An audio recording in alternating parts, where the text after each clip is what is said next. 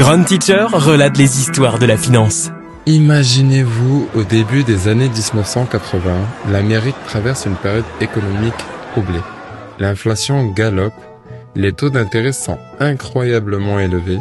La Réserve fédérale, sous la direction de Paul Volcker, tente désespérément de contrôler la situation en augmentant les taux pour calmer l'inflation.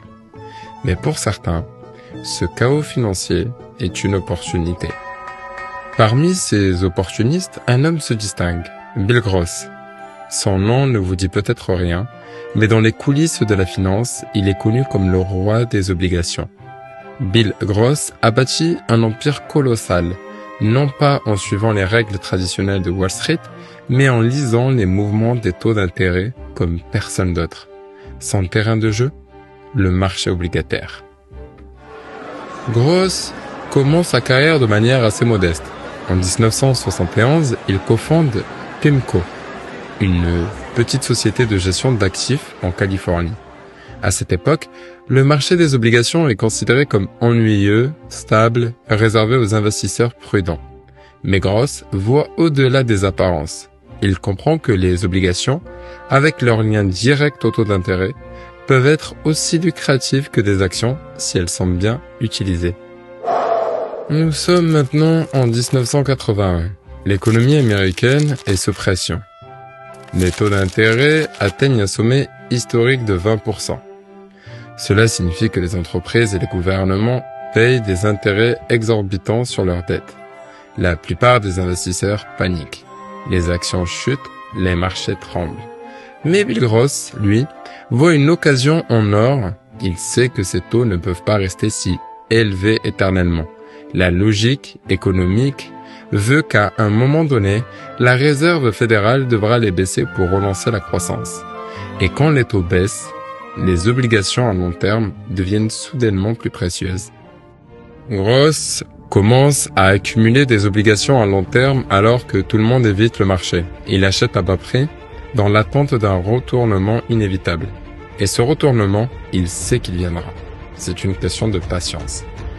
Quelques années plus tard, les taux d'intérêt commencent à diminuer progressivement, comme Gross l'avait prévu. Et comme par magie, les obligations qu'il avait achetées à bas prix prennent soudain de la valeur. Sa vision, son audace, sont récompensées. En quelques années, PIMCO devient un titan du marché obligataire mondial, gérant des milliards de dollars d'actifs. Bill Gross devient alors une légende vivante. Mais ce n'est pas juste une question d'argent. Pour Gross, c'était presque une danse, un ballet entre les taux d'intérêt et les prix des obligations. Il disait souvent que les obligations reflètent l'âme de l'économie. Quand les taux montent, les obligations souffrent, mais quand ils baissent, elles renaissent. Bill Gross a compris ce cycle mieux que quiconque. Il savait lire dans les chiffres, anticiper les mouvements avant qu'ils ne se produisent. Sa philosophie, être toujours en avance. Voilà où d'autres sont aveuglés par la peur ou l'excitation. C'est ainsi qu'il est devenu le roi des obligations. Aujourd'hui, Bill Gross est retiré de la gestion active, mais son héritage demeure. PIMCO reste l'un des plus grands gestionnaires d'actifs au monde et des millions d'investisseurs continuent de bénéficier des stratégies qu'il a mises en place. Alors, la prochaine fois que vous entendrez parler des taux d'intérêt, pensez à Bill Gross, cet homme qui a transformé un marché jugé ennuyeux en une source d'opportunités infinies. Il a prouvé qu'avec une vision claire, même dans les périodes de turbulence, on peut bâtir un empire.